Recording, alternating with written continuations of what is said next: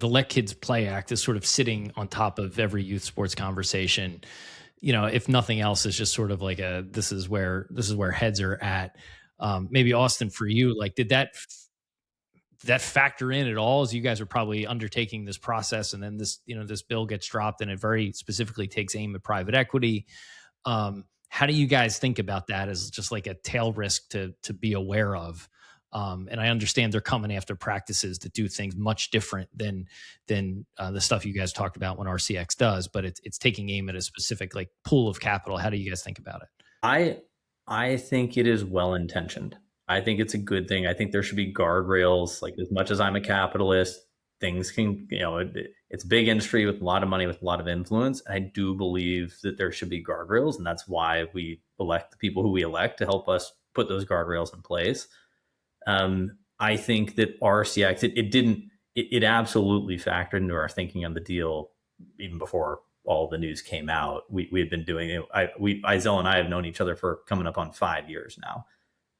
So we've always kind of approached it in a certain way and looked at really what opportunities in the market would align with our, as a firm, BBG's own mission, our own values, and RCX really does. At the same time, I'll say I don't personally have an issue with a $400 bat.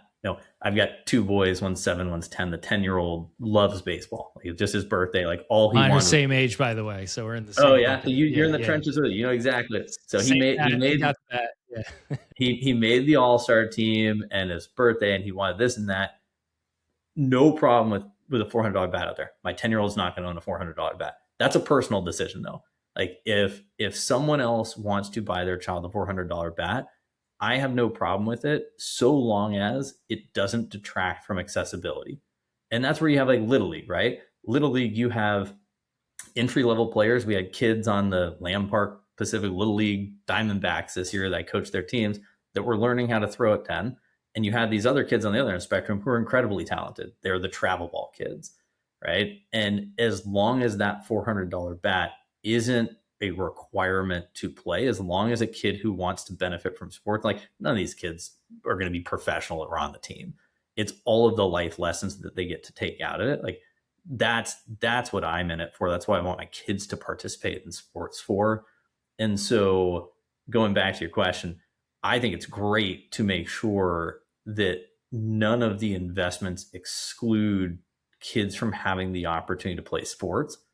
I do think there's a distinction, though, because I'm also the person saying, look, it's okay to have a $400 bat in the market. And that's a personal choice. If someone wants to buy a $400 bat, and there's probably a capitalist, someone's making money on that $400 bat, that's fine too. Again, as long as it doesn't detract from accessibility.